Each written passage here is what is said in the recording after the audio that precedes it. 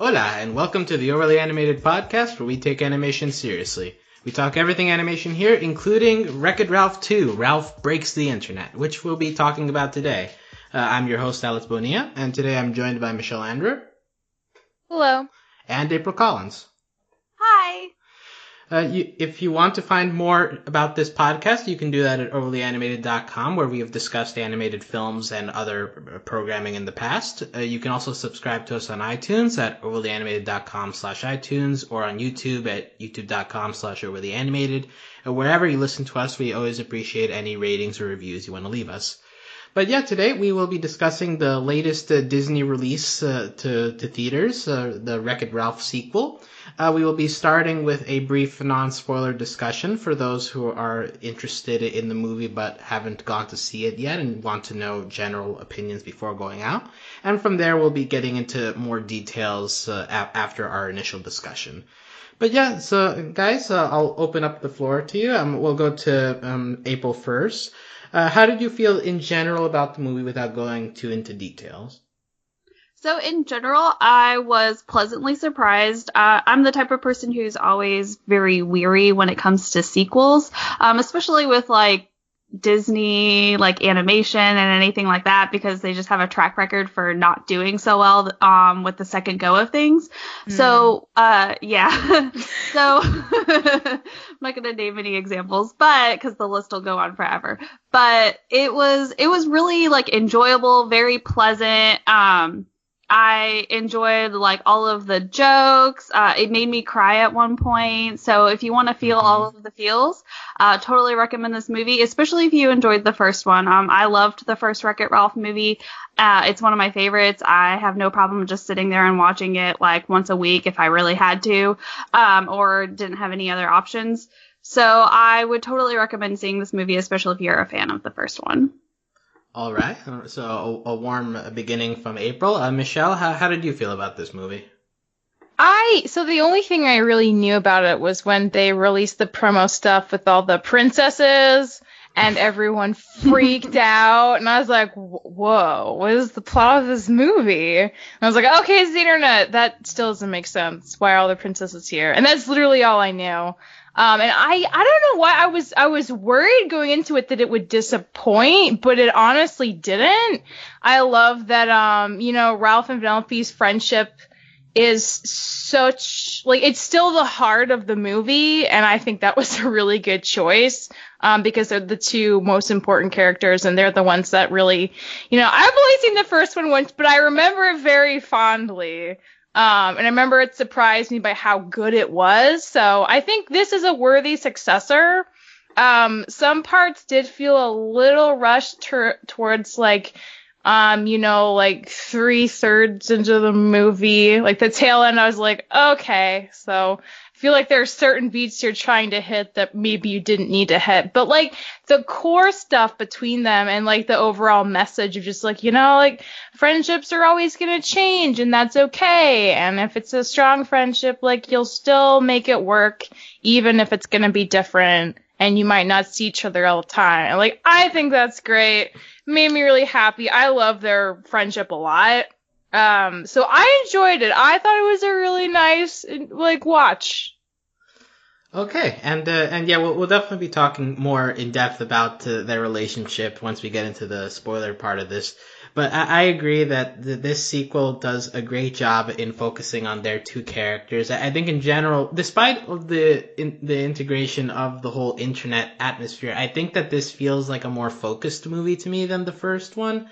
And just in general, I think I was lower on the first movie than you guys. Hearing how you guys are talking about it, I was like, oh, okay, it's a Disney movie, it's fine. But I didn't have really any nostalgia for it. But watching this, I was like, wait, why does this work better to me? But I think it's because the stuff that they're doing with Vanellope and Ralph's relationship is a lot more mature than I think the first movie was trying to do.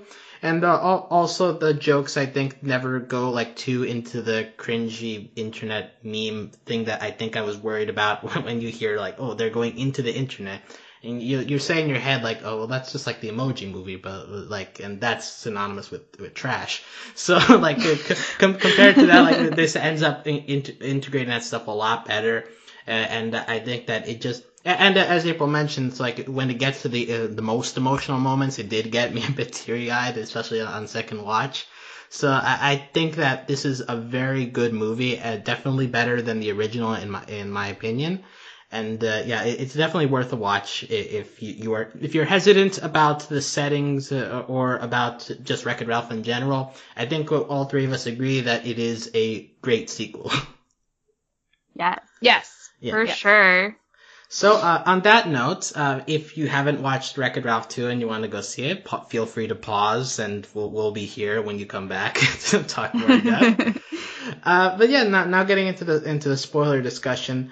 What part of the movie do you guys feel is most worthy of discussion first? Because there are different parts that I think work for different people here. April and Michelle, do you have anything specific? I was gonna say, cause okay, my brain will work. I think it's interesting that, cause, you talked about how, like, the I guess, overall theme or whatever of the movie is a little bit more mature. And I totally agree with that, like, 100%. And it's interesting because, like, whenever you're looking at, like, Vanellope's character versus, like, Ralph's character in terms of, like, their exploration of themselves, both of them are exploring, like, very mature, like, elements of themselves. Like, Vanellope's, like, I guess, trying to find her place, and, like, she's sort of unhappy in her situation. She's kind of, like, at this cusp of her life. Like, what does she want to do? Where does she want to go? Like, is this all that there is to life? How that sort of differs with Ralph, because he's very, like, content with where everything is. He's happy with his current situation. And then you get into, like, Ralph later, and you're exploring, like, his insecurities, like, with his friendship with Vanellope and everything like that. And I find both of those elements just super relatable. I guess, like, I related more to I don't know, because I found, like, both of them, I was just like, oh my gosh, like, why are you touching me so hard? Because, like, yeah, because, like, I'm, like, dealing with, I guess, like, getting older, because I'm about to turn 30, yay go me. But, like, it's, like, another one of those things where I'm just like, oh my gosh, like, what am I doing with my life? Is this where I thought I would be? Am I happy here? Like, not that I'm not unhappy or anything like that, but it's just, like, questions that get brought up. And so I related with Vanellope in that sense. But then, like, Ralph and all of his insecurities, I'm like, oh my gosh, I also am insecure about my relationships in my life, especially, like, with my friends and, like, all of these things. And so they kind of, like, tied in together, even though you're looking at two different characters.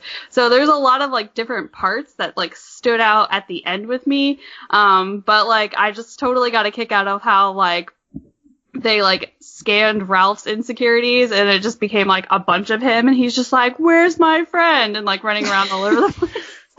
Yeah. So, even though I found it very horrifying whenever they formed a giant Ralph. But, so there's a lot of, like different moments for me that kind of, like, I guess, like, rung out for me. Like, especially whenever, like, Vanellope's having that conversation with, what is it, Shank? And, like, on the car. Yeah, so, like, especially, like, that conversation, because it's, like, a very real conversation to have, and it's definitely a conversation you would, like, not ever want someone who, like, could take it the wrong way to hear, which Ralph did, and then, it just snowballed out of there. So, I think, like, in terms of, like, the more, like, serious elements, like, that moment stood out a lot for me. Yeah, for sure. And I think what I like about it, as you alluded to, I think there's two main parts of this Ralph Vanellope thing. Is on the one hand, it's the differing philosophies on life, right? Like, you have Ralph, Yeah. who's like, well, I'm fine doing the thing I do every day. I'm happy that way, and it's fine. And then you have Vanellope on the other side. It's like, I want change. I like the feeling of not knowing what's going to happen. And I think the movie does a good job at not saying that either side is necessarily wrong, because at the end of the day, like, Ralph continues on with his life. He's not really chided for it. Like, that's just how he wants to live, and it's fine. And at the same time, Vanellope ends up getting her wish of like, searching out for a better life. But I like that the movie, like, explores, like, there are these different ways of life, and, like, friendships can happen between people of different philosophies, but at some point those philosophies are going to cause a bit of diversion, but it's just, that shows how strong your friendship is. So you have that side of it, but then you also have the Ralph's being clinginess part of it, where, like, his idea of friendship is always being together, and so like that insecurity side feels like something separate from the philosophy thing, but at the same time the movie just puts them both both of those through lines together so perfectly in the final scene where they say goodbye to each other, and they have like the emotional crying hug. So I love the part. I love the entire movie's handling of that relationship, like how it, like, you see the cracks coming in the beginning to the point like where it culminates in them breaking up, and to Ralph finally coming to the realization of why he wasn't able to understand Vanellope's side of things. So I love all of that for sure. Michelle, how do you feel about the Ralph Vanellope dynamic in this movie? It's really, I mean, I'm trying to think, because again, I only saw the first one once, and it's like maybe 4 years ago. And I do think it's true that they are handling more mature things now. One thing I do kind of appreciate is that there's no overt villain this time around, which there very clearly was in the first movie, and that's just such a thing we come to expect with family animated films. The villain was inside of us the whole time. Right! Like, the idea that, like, Ralph is the one who kind of decides to put the virus into play, even though he knows that it's not a good idea, and there was always the chance it could get out of hand, and it really got out of hand, and then he actually did break the internet for a while. I love that he's able to kind of look, like April was saying, he looks at his insecurities, which are transformed into like thousands of him, the worst parts of him. And is able to very clearly say, like, oh, you know, when I look at myself from up here, I do seem very insecure and clingy and all those things you were saying. I get it now, and I'm sorry. That's clearly not good. I do think Ralph is the one who really has an arc, potentially a character arc for this movie, because Vanellope starts off more or less saying, like, you know, I'm not content with monotony. I want to change. I want more excitement. I'm good at what I do in my game, but, like, that's not enough for me. And she gets that, and she's happy, and she's going to keep being challenged. And now she has the whole internet to play in forever. Like, there's always going to be more challenges for her, and that's what she always wanted at the start of the movie. Whereas Ralph, he has to change the way he thinks about his relationship with Vanellope, which is arguably the strongest, closest bond he's ever had with anyone in his life. And that's pretty huge. And the fact that he's able to do that and come to a place of contentment by the end of the movie is a pretty big deal. But I do think that way, maybe Ralph has, like, a little more focus in the movie than Vanellope, because of that. But I don't mind it, because, like, honestly, they're I don't want to say it's a bromance, but, like, it kind of it's wonderful, and we don't see that very often, so I always get really excited when it does happen. These, like, just platonic friendships that are so close and so caring and so full of love, and wanting what's best for the other person, even if it takes them a whole movie to, like, really figure that out and let go of their own baggage. I think it's really lovely, and I really like that they got to an okay place. And, like, clearly neither of their journeys are over, and I kind of like that too. Like, it's open. I don't necessarily need to see a third one, but if it's as good as this one, maybe I would be okay with it. Mm-hmm. And speaking to Vanellope not necessarily having as full of a character arc as Ralph, I will say that, as April alluded to, there's the conversation that she has with Shank, where, as well as the musical sequence, where we do see that Vanellope has been holding back because she also is more being held by the fear of angering Ralph, or, like, losing Ralph as a friend too, because she also has the internal struggle, like, am I wrong to want to change so big that it might put Ralph out of my life for a little bit? So that's not, so while I agree that it's not as big as what Ralph has to do, but I do think that Vanellope does have to work through some issues of her own in this movie as well, especially in the back half of the movie. For sure. Like, I definitely agree. It's not that there is an absence on her end. It's just that I don't think it's framed as the focus quite the same way Ralph's is. But it's very much still there and is warrant of discussion, for sure. Mm-hmm. And all of this, it builds up to this ending sequence that April alluded to, which is a giant insecurity monster, like literal technological insecurity and emotional insecurity, spawning as millions of Ralphs growing together into one large monster. And I just want to point it out because it is indeed very disturbing. It's so horrifying. Like, that's what nightmares are made of. And it just chants friend over and over again. And like, you wouldn't think that's a haunting thing, but in the context of this movie, it ends up being very, very, very weird to watch. It's just the fact that it's a Disney movie at all. It's like a bit like dissonance that came on my brain. Like, is this this isn't usually what a Disney movie does, right? But, Nope. yeah, that was very freaky, and that was that final moment where Ralph is being crushed, and Vanellope is like, "Hey, fine, I'll be your only friend," and that ends up being the kind of the light bulb sequence for Ralph, where it's like, "Wait, that's wrong. Why am I giving off that vibe to Vanellope at all?" And so he ends up explaining that, and the insecurity monster turns to light, I guess, and the virus goes away. But just that sequence is kind of like the climax of this whole relationship arc of the movie. And I do want to give it highlight because I do feel that it like lays out stuff very cleanly, while at the same time it doesn't feel forced, if that makes sense.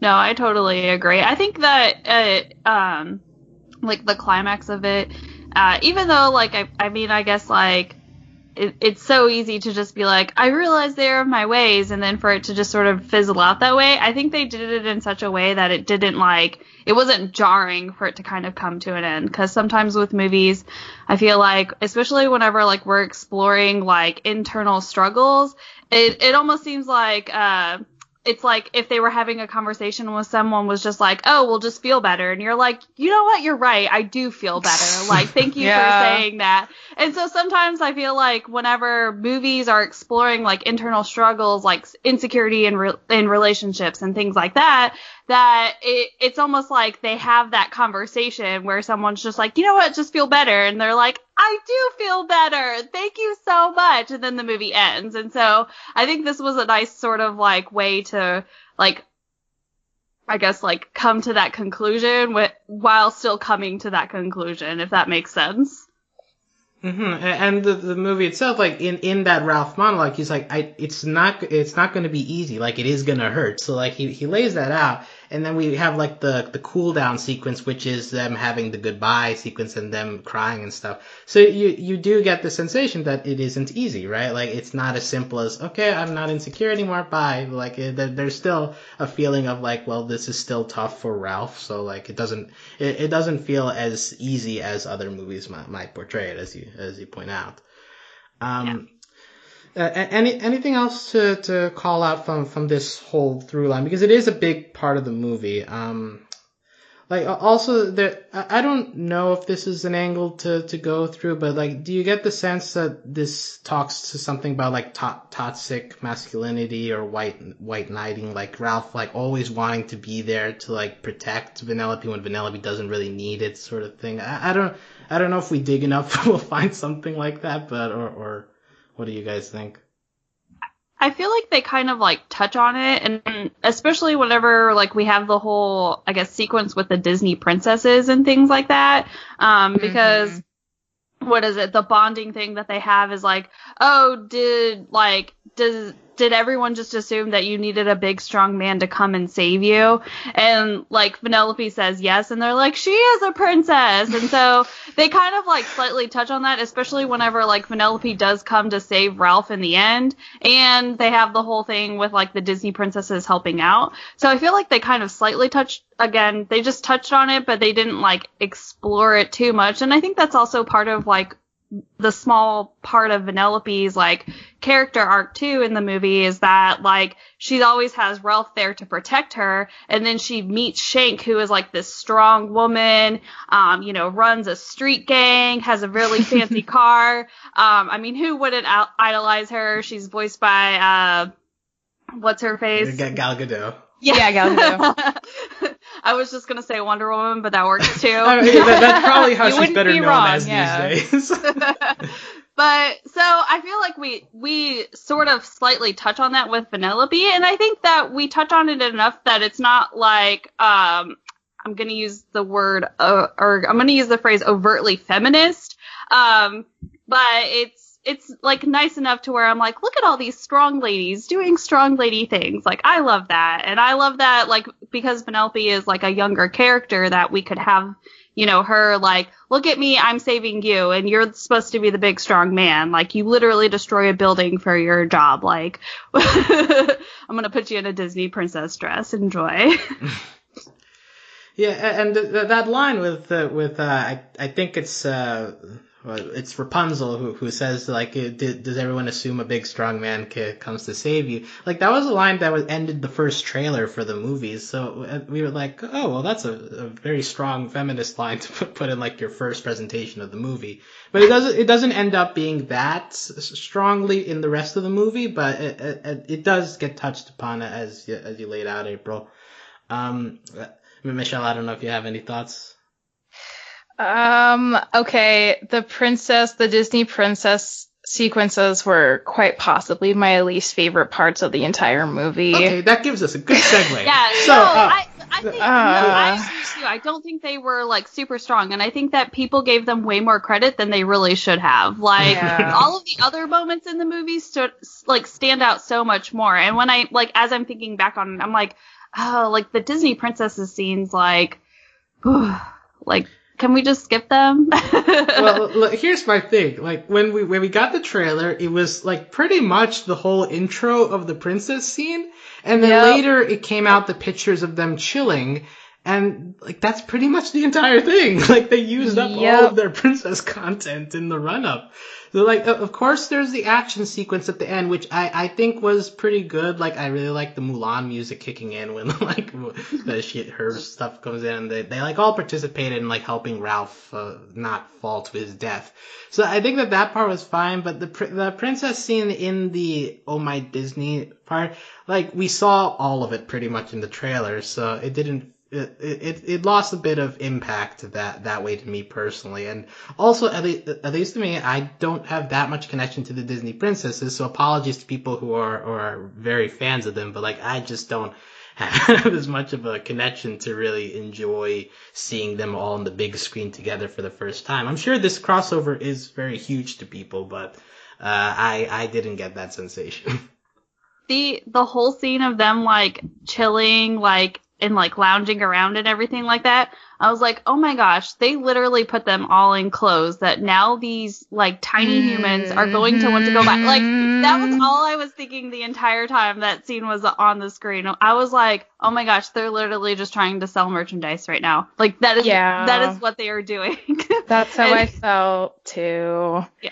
And also, I mean, Alex, you point out that they used a lot of the princess stuff for the initial promos anyway, so it wasn't a surprise to see it in the movie, but that's not even why I didn't like it. I didn't like it because it was like the most base level of when they tried to be feminist. It was like it's like, okay, maybe this is like too hot a take. But it's like when Dove tries feminist. It's like, oh, like wink, wink. Like we know we're doing this, and isn't it funny? And oh, we're gonna flip it on its head at the end because we're gonna save a strong man from distress, and aren't we powerful? But then, like you were saying, they don't do anything with that concept. It's kind of a throwaway gag, honestly, and I would rather it not be included because we don't need that. I'm sorry, you can bleep that. That because Vanellope already has a great thing going with Gal, who's named Shank in the movie. She meets her on her own terms. They both have this really great skill of riding. They both see each other as a competitor peer. They develop a friendship. She confides in her for honest advice about her situation. Like, nobody turns evil on anyone. Like, they stay friends the whole damn time. We didn't need this princess stuff to be like, oh, look, a positive thing for girls to look at. Like, she had that with Shank. So why throw in the princesses unless you want to sell something? And selling feminisms may be the most disgusting thing you can try to sell to little girls. That is why I don't like it. think it's bad. It should just be organic. Like, you should just have, like, strong female characters. You shouldn't winking about it. Like, we know what you're thinking, but wait. That's not good. It's kind of like, it's like their attempt at, like, we understand that everything we've done with these characters is wrong, and so we're just going to try and make light of it, and that's not okay. Joke about it, but then never talk about it again. And, like, yeah, and we're gonna pretend that our making up for it is, you know, having them save Ralph at the end of it. Like, yeah, nope. I'm with Michelle. I could have done without it too. Sorry. Wow, Sorry. I was not expecting this hot of a take for this segment. Like, if they're trying to make it funny that they put him in a dress that didn't fit him, like, I don't understand that. Why is that funny? Leave him alone. It's awkward. His stomach's hanging out. Like, he's clearly uncomfortable. Yeah, it's, like, not, like, overtly, like, ha, he's in a dress, but it's a little, like, I know we're supposed to think this is funny, but, like, why? Why was that storyboarded? Now, would you advocate for Shank becoming a Disney princess?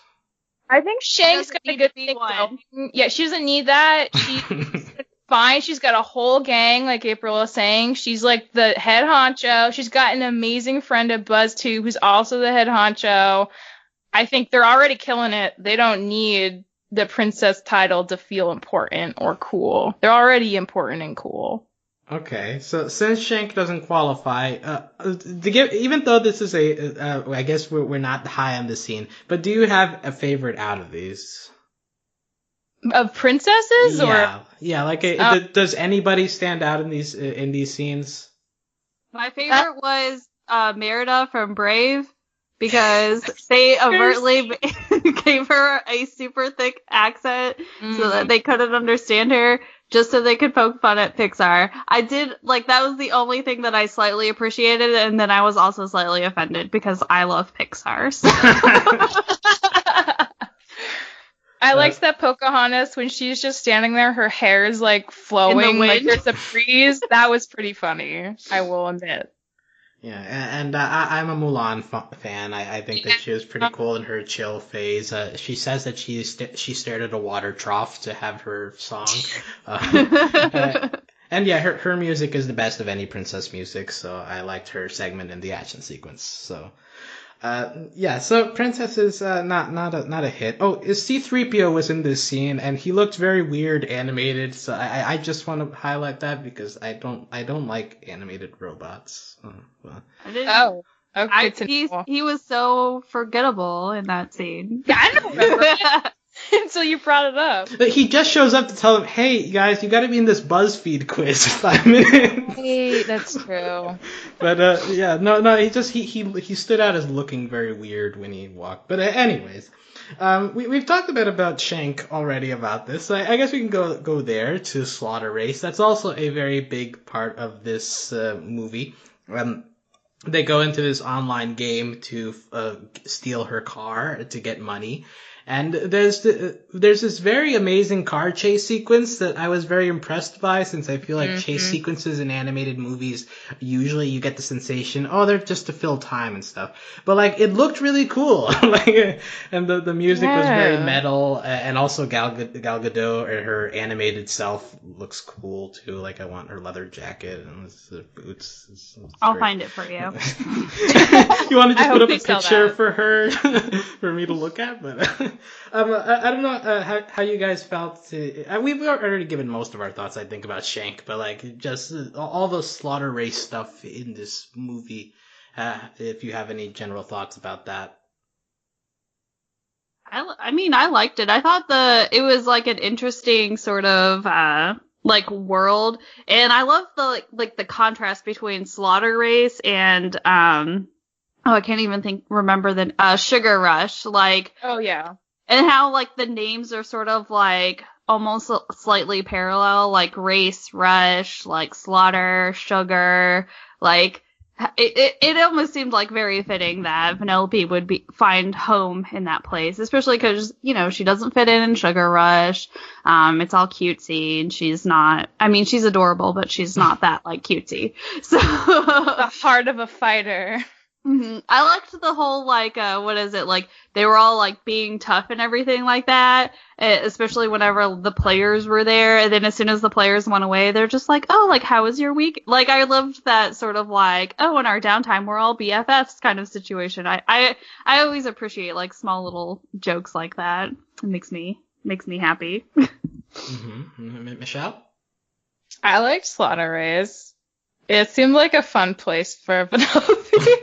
She was so all about it, and she even, when she's talking to Shank Lair, she's like, that place felt like home.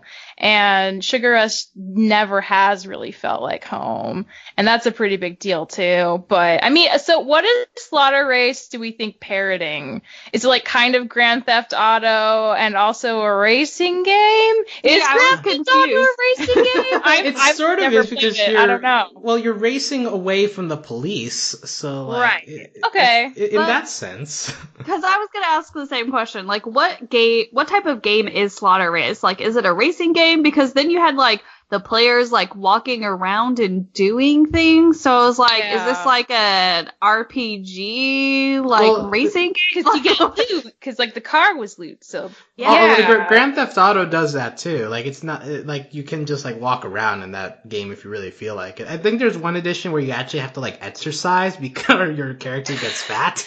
Oh my god, that's amazing. So it's kind of like Sims in a way too. Yeah, it's Sims but with stealing cars.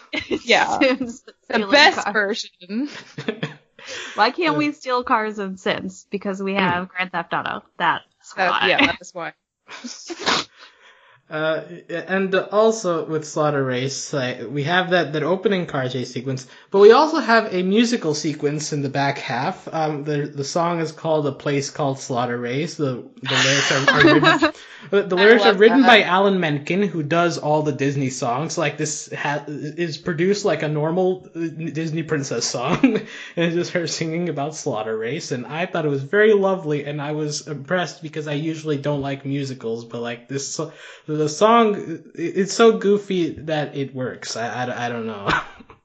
I will admit, like, I was really upset because I was like, they're gonna force a song into this movie, but I was like, there is no place for like princess songs in here. But I was also like, again, I was nice, like I enjoyed it. The lyrics were hilarious, so, and like the visuals to go along with it were even better. Yeah, like there's the creepy clowns flying in the sky. The shark comes out of the manhole. She pets the mangy dogs. I think there's a lyric in the shark's mouth. Yeah. There's a lyric where she just says, "Hey, look, there's a dollar store." Like that's part of the song. That's how you know this place is real. Yeah, just that, and I think that's Sarah Silverman doing the singing too. So like, props to her for like pulling off singing kid voice. Singing kid voice, or singing at all. That's hard enough. Yeah, that's true. And also, like it gets very theatrical at moments. There's like people dancing on the hoods of cars as if this was like a vaudeville, like if this was Grease, but in Slaughter Race world. But like, yeah, just that whole sequence stood out to me as like surprisingly good for what it was doing. And then at the end, obviously, she has this deep conversation with Shank about her friendships and relationships. We already talked mostly about that too, but just to show that Shank is a character that like has that is a very well developed, considering how she's not exactly a main character of this movie, but like she does have wisdom to impart to Penelope, at least in that sequence. Mm-hmm. That's kind of how I felt about Tamora in the last movie, too. Like, she's not a main character, but you still, like, in that amazing flashback sequence when you find out why she's triggered by certain things, like, you get so much of her! And she's not in that much of the movie. I mean, more than she's in this movie, but it's just, she's so great! And I love that there's two amazing, badass, awesome ladies now in the franchise. They're both good. Yeah. Another awesome lady that is introduced here is Yes, who is the head algorithm of BuzzTube, which is the YouTube knockoff.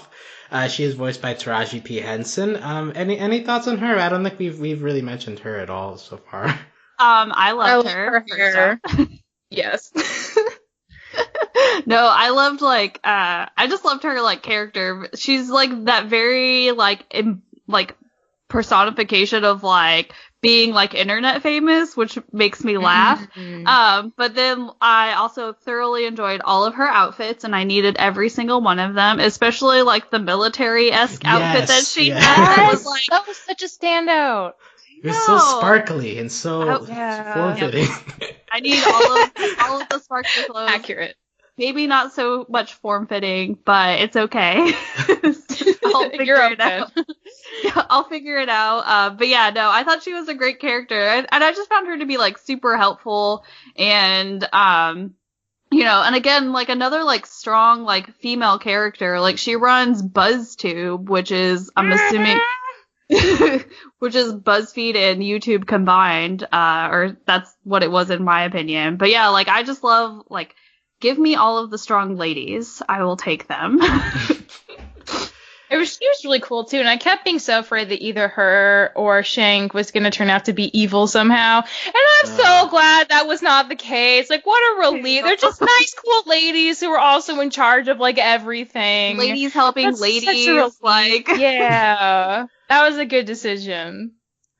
I guess it's a ladies helping ladies situation because like one nit I would pick is like I'm not really sure why Yes continues to help them. Like I don't think the movie got that across very well, but it's just like part of the movie. That Shank had sent them, and she's like, "Oh, well, if that means like no wonder like this was such a viral video." So clearly she has a lot of respect for Shank, and anyone Shank can vouch for is worth helping. That was my interpretation. Also, I figured, like, because she does run, I don't know, like, a media sort of outlet that, I guess, is to attract attention. Like, she's like, this is, like, a way for me to, like, she's like, she's still a business lady, so she's like, this is a way for me to, like, draw business, so maybe, like, by helping, like, Ralph and Vanellope out, then I in turn like get more like traffic to my site. So exactly, like, it's a win-win situation. Like she gets to help them, but also help herself at the same time. But I wouldn't say that like her motivations were like, you know, necessarily like come from purely like self-driven. Like it was like I want to help, and at the same time I benefit from it too. But you don't ever like get that. She's the head of the company. She can think pragmatically that way. Yes, that's why she's in charge, and she gets to wear cool outfits. Yeah, it's a dream. That was very solid business analysis. I think I'm convinced now. You're welcome. And her being the leader of BuzzTube leads us into the other big thing that was talked about before this movie, which was the fact that Ralph is going into the internet. And like in the first movie, the main thing is video games, and you get video game references all over that movie. Like here, we're going into the internet. We have giant like buildings representing sites like Google and Facebook and Twitter, and we get a full sequence of Ralph doing various viral video templates of himself just inserting into like bee videos and cooking videos. Like, how did you guys feel that the internet stuff ended up being overbearing? Or like how do you feel that this was put into the movie, maybe compared to how video games were incorporated into the first movie? I really liked it more. Yeah, I liked it more too. Yeah, I don't pay attention to retro video games the way I have to pay attention to the internet. So I was curious how they're gonna make it work, but I like that they have. So if you're a human person in the internet that is like anthropomorphized, essentially, you have like a little character who serves as your human reference while visiting this virtual city, and I love that idea. We kind of just saw a bunch of different, like we spent a little time in eBay, a little time in BuzzTube. We like touched on Amazon, we touched on Google, and it didn't feel like they were spending too much time at any one place. Like you just got a general broad look at how this works, and I think that was a good idea because it didn't feel like pandering so much that way. I was curious why BuzzTube has a a fake name, but Amazon and Google and eBay are all real things. Was there copyright issues at all with that? Well, Or is it very no, new? because when they first show up, there is a YouTube building. So what is? Yeah. And also she makes reference, like, when she's scrolling through the bad videos, she's like, no, YouTube already got this one, no. So, like, YouTube does exist in this universe, but at the same time, BuzzTube also exists. So I guess it's supposed to be like a startup, maybe, or something like that. My best guess was that they couldn't necessarily get the rights from BuzzFeed, and so they were like, okay, well, let's do like BuzzTube, and that's our way of sort of like tiptoeing around it, if that makes sense. But I'm sure like any website that we saw, like Amazon and all of them, were just like, yeah, we can throw like a little bit of money your way and you can have our name. Or even like, I'm sure some of those businesses were just like, yeah, just throw our name out there, like, go for it, because why not? Like, it's exposure. Like, it's exposure. So, and at least like no one like controversial was like, hey, put us in your movie, because that would I mean, speaking of controversy, it's interesting that Twitter shows up frequently, but I liked it. I liked that the birds tweeted word bubbles that literally had tweets in them. And then they retweet each other. And they were mostly cats. Yeah, it was good. It was all the cat pictures. I really liked the like how they like put it. I agree with Michelle. I liked how it was kind of like a city, because I guess if like I were to imagine what the internet looked like, it would also be kind of a city, and you're just going and visiting all of these like different like buildings.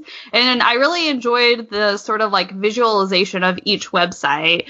Twitter was kind of obvious that it would be a tree with a bunch of birds in it, but like the other ones like were really like cool, especially like, of course, the Google one was like the coolest with all of like the floating blocks and everything like that. But I thought it was like really nice and like nicely done too, and it didn't feel like, I don't know, forced or pushed, if that makes any kind of sense. Yeah, for sure. And like, I hesitate to bring this up again, but like, the Emoji Movie is so uninteresting compared to this, because Wreck-It Ralph 2, like, it's so colorful, like everything's moving all the time. All the sites represented as buildings. In the Emoji Movie, they like go out into the phone and it's like totally blank except for boxes that are solid colors. And they walk into the box and that's a new app. They're like, it's so boring compared to like all the effort they put into this. It's a better like visualization of the internet, because the internet is busy. Like, I didn't see the Emoji Movie, but just from what you're describing, like, it doesn't seem like they properly captured what the internet is. Like, millions upon millions of people are on the internet at any given moment. So yeah, it's going to look like a super busy like city, like with all types of traffic and moving parts and things and, this and that. Like, we're on the internet right now. So True facts. True fact. But so it would make sense that like you would like, make it a city that's busy and like lively and like has all of these different parts, and like even like the dark web, I thought that was great.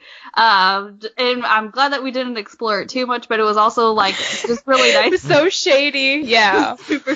But I liked that they were just like, this is the dark web. It's super shady. Like, and then like even like the characters were kind of like, well, the character was a worm, so I thought that was like great. That was perfect. I was like, look at this wormy character. Ha, he's a worm. Like, and he has a second head spurting out of his shoulder. Don't look at his brother. So distracting.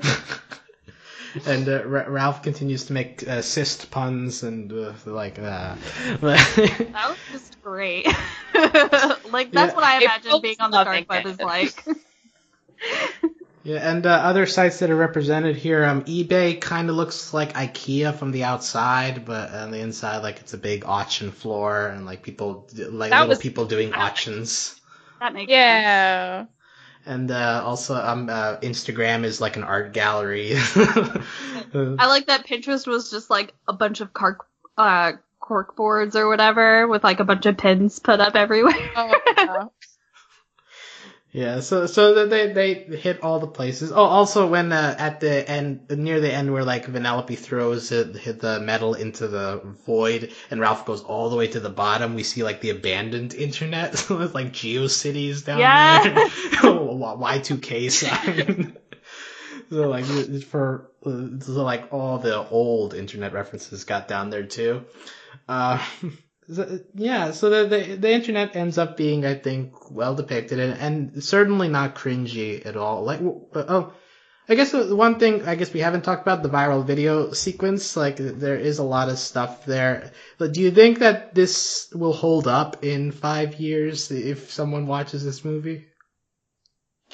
I've been thinking about that. I mean, some things will definitely be there. Google and eBay will still be there. Amazon's probably still going to be there.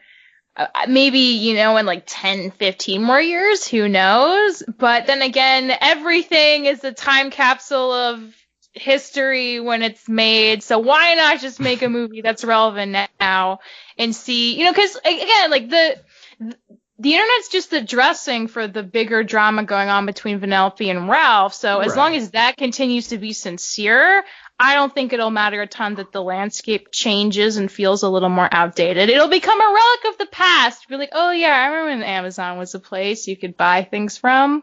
So it honestly doesn't bother me that much. Do you remember Amazon?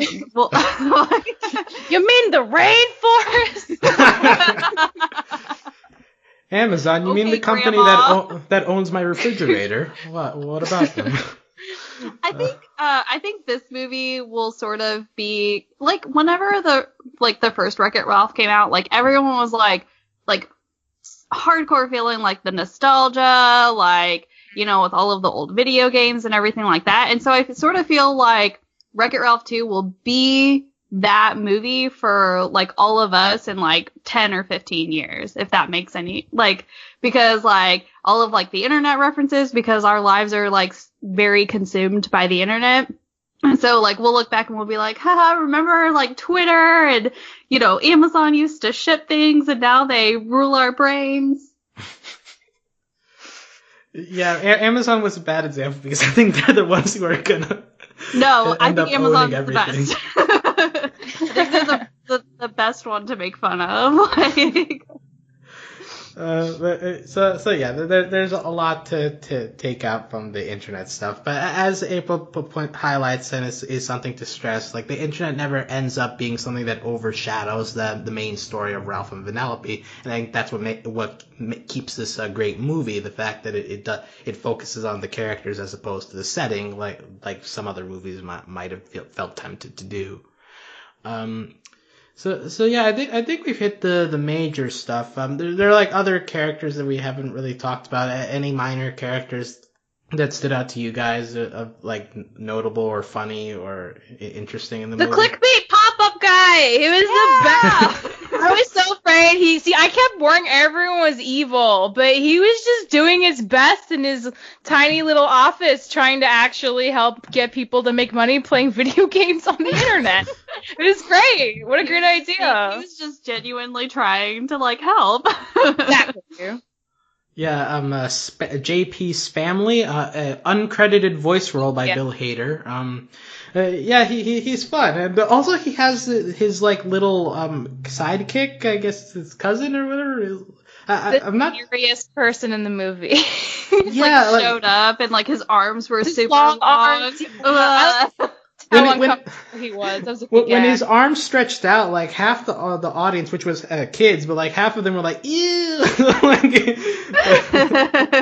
Like that was an interesting moment. And also later, his family actually ends up being sort of like helpful to Ralph too, because he's the one who like stops him from going all out. It's like, hey, you can't just storm in the slaughter race like that. It gives a bad example. So like he ends up actually like saying stuff and then taking him to the dark web. He shows up in the climax like with the car, like, hey, I'm here to save you. And Ralph just goes through his car because his car is janky because he lives in a spam site. But yeah, so he like pops up in and out of the movie, and I think he's funny every time he shows up. So good one to highlight, yeah. What's his face? Knows More, voiced by the amazing Alan Tudyk, always. Yes. Yeah. I remember whatever, like we were watching the credits because I went and saw the movie with my friends, and like they showed that it was Alan Tudyk, and my one friend goes, "Oh my gosh, it would be Alan Tudyk," and I was like, "What?" I was like, "Are you upset?" And he's like, "No, Alan Tudyk is a treasure," and I was like, "Well, yeah, but like you sounded But really also- upset just now." Of course, he voiced the King Candy in the first movie, so he shows up as an entirely new character in here. Because And Candy is gone. yeah, his main source of humor is his autocomplete. He like throws in references when people try to type in stuff. Like I think he mentions Urkel as played by Julia White at some point. Yeah, so he's also very appreciative of Vanellope saying thank you, because apparently no one says thank you to their search engine. Yeah. So maybe that's the lesson we should take away from this. Say thank you to the internet. Thanks, internet. Thanks, search engines. We briefly mentioned Tamora from the first movie. She does show up in this movie as well as Felix, but they have a very brief side plot of them adopting the gameless racers from Sugar Race. They do that in the beginning. We have the entire movie. Then at the very end, they show up again. It's like, hey, we train them to be good children. Secret of Parenthood. Yeah. Yeah. I thought that was a good, like, tiny little bit for, like, the adults, you know, Yeah. and the audience. That's very throwing them a just like, bone. Yeah, they're like, here you guys go. They're like, how did you manage? Because there was, 15 of them or 11 of 15. them? They're like, Yeah, they're like, how did you manage to, like, you know, raise 15, like, orphan children's? And then they're like, the secret is to, and then, like, all the cars are racing by. And at the end, they're like, wow, every parent should know that. And I was like, y'all, see what you did there. And I think it's worth noting that like they get very little time in this movie, whereas in the first movie we had the Ralph and Vanellope story, but we kept cutting into Felix and Tamora, like searching for them, falling sort of in love sort of thing. Mm-hmm. And so because of that, when I rewatched, I was like, well, I want to stick to Vanellope and Ralph. So I think that the sequel, at least in my opinion, does a good job of like. They're here, but we're not going to make them part of the story this time, and I'm perfectly fine with that because it feels like a more focused movie because of it. But I don't know if you guys missed them at all, or were you okay with it? I think I saw enough. I didn't need to see more. I was happy that they were there. I would have been so sad to not hear Jane Lynch, and she did have lines, and that was good. But yeah, I agree. It would have been weird to keep cutting into them and their, you know, raising children shenanigans. That would have felt a little out of place given the other stuff going on in the A plot. Yeah. Mm-hmm. Yeah. I'm glad that we, like, I guess kept them out of the A plot and just like how we touched on them was perfect. Like, because we kind of like we got their story. Like, that was it, you know, like, no offense, but no one really wants to see them try and manage 15, like, children. That would be horrifying. Like, So you don't want to know the secret to parenting? It'll be a DVD special feature. We'll get a nice little 3-minute video. They'll be like, do you want to remove the car noises? Yes. And then, like, that's... But then, even then, they're just like, all you have to do is love them really hard and feed them vegetables. And then you're like, this was a waste. Put the car noises back. Yeah, tens of people will be buying the DVD just for this feature, I'm sure. Tens.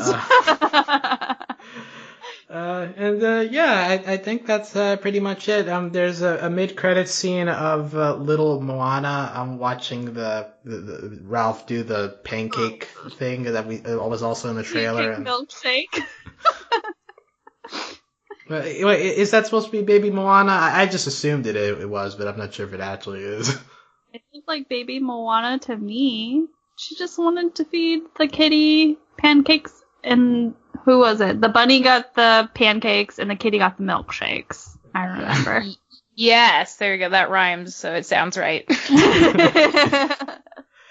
And of course, there's the post-credit scene with the Frozen 2 teaser. I guess we should talk about that here. What did you guys think about Frozen 2? Well, so I'm not a huge fan of the Frozen movies, so I was very upset that I had stayed all the way through the credits to watch the trailer, and I was like immediately like, all right, it's time to go. I'm out of here. Oh, so you weren't expecting the Frozen 2 teaser, but once you saw Frozen 2, you were like, nah, and you left. Yep. Okay.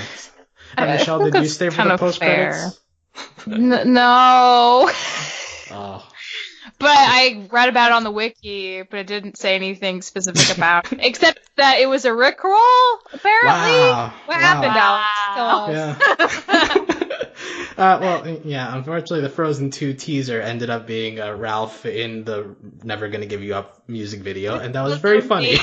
That sounds great, actually. Yeah. It was really wonderful because while we were watching the credits, we were like, Never Gonna Give You Up. I didn't hear that song at all, and we all sat there and we were like, did we get Rick rolled and we didn't even realize it? Like, we were legit next level. Yeah, and then we stayed and they were like, and now a trailer for Frozen 2, and I was like, oh my god, no, why did you even it? And then it started with the Rick roll, and I was like, okay, I'm not unhappy anymore, thank you. I was disappointed they didn't do the entire music video. Like, they only did 30 seconds, and then it's Ralph saying hey, you should leave now, bye. It was perfect though. I really enjoyed it. Yeah. And it's a perfect way to end an internet movie by Rick rolling, just the most classic meme in internet history. So yeah. Yeah, so I think we've covered pretty much every major thing here in Wreck-It Ralph 2. Any final thoughts before we begin signing off here? No, just that it was, again, I was still very pleasantly surprised since it was a sequel from Disney, and definitely cried whenever Ralph and Vanellope were going to say goodbye, or were saying goodbye to each other and all of that. And my favorite part of that too was because, again, I saw it with my friends, and my other friend was also crying, and my husband, turns to her, and he's just like, really? And she's just like, shut up! And I'm over here, bawling my eyes out, so... It was a really good moment, and I was like, I'm just so glad she got caught, not me. Just one thing from the crying part, another piece that was very beautiful is because they have half of their cookies of their cookie hero, and so when they hug, it comes together. That's when it started. That was really sweet. Yeah, it was a beautiful shot that did trigger my tear ducts. Also, how hard are those cookies? Or that cookie? Because it's how many years old, and it's still intact. At least is it rock now? In my petrified cookie. Wow. Perfect. Michelle, any final thoughts? I'm thinking about how much Ralph treasures that medal throughout the whole movie. It's such a big deal to him that she made that for him, and he treasures it so much, and I think that's their friendship's just very, very earnest and sweet and just good, and that's just very refreshing. I'm really glad they're friends, you guys. Earnest friendship, something that we should all strive to develop in our lives without getting too clingy about it, But, exactly. I don't know, because I tend to love people to death. I'm like, you're my friend now. Love them to death till the life leaves their eyes. Basically. I'm like, hi, we're friends. How can I love you until you hate me? And then all your friends are Vanellope, hey, don't crush me in your giant hand. Look, I told you, I could relate to that so much. You did say that's true. Mm. Well, if you want to find out other movies that we've talked about, maybe not as good as Wreck-It Ralph 2, this is probably one of the better movies that we've covered this year on Overly Animated, but we've covered as many animated films as we can. You can check out previous reviews at overlyanimated.com. You can also join us on Discord if you want to chat with us about this movie or any other animated stuff out there. You can find that at overlyanimated.com/Discord. You can also support us financially via Patreon at patreon.com/overlyanimated. Thanks to all of our current patrons, especially our patron of the podcast, Taylor, aka Needle. This is a very Needle movie. He's a very meme savvy person, I'm sure. So he would appreciate this movie. Sure. Thanks as always to our Patreon executive producers, John, Ryan, Steve, and Hugh. Other than Wreck-It Ralph, as mentioned, we have covered other animated movies in the past. We recently had a podcast on Mirai, which is an anime movie from Japan. We'll also be talking Steven Universe pretty soon. We have maybe Miraculous Ladybug, a bunch. She-Ra recently came out that April hosted recently. And Michelle was on. Yeah, it was. And Michelle was on there too. So yeah, there's a lot of stuff for you to explore. A lot of high quality animated content, not just in films but also in television. So we try to cover as much of that as we can. And we'll be here. If there's a Wreck-It Ralph 3, we'll be back in like 2 years or 3 years or so to talk about 7 years. It has been. They keep mentioning that it's been 6 years since the first movie's events. And why do they keep pointing it out to us, if not to remind us that in 8 years we'll get a new one? Yeah. But it's funny because video game characters don't age, so and maybe that's why they need to remind us, because they look exactly the same as the first movie. So the only way we would even know is if they told us. Yep. Yeah. Well, what would an internet movie look like 6 years ago? Would it have looked the same? No. What's died recently? Twitter! Oh wait, no, sorry, Vine! I meant Vine! Vine! Yeah. That's what we were missing. Yeah, a Vine. Yeah. It would be like the Twitter tree, but instead of birds, there would be like green vines with videos greenery, popping like out shrubs. Yeah. And it would be like vinery, and there would be flowers blooming, and those would be the vines. Ooh, like literal vines. Yeah. I like that idea. Yeah, the hanging gardens of the internet. The hanging gardens are a dead natural wonder, and thus Vine is also a dead wonder of the intertubes. So, good job. Rest in peace to Vine. All right. If you have any other suggestions on past internet icons that could have been included in this movie, feel free to message us about that as well. But on that note, thanks for listening, and we'll talk to you later. Adios. Bye.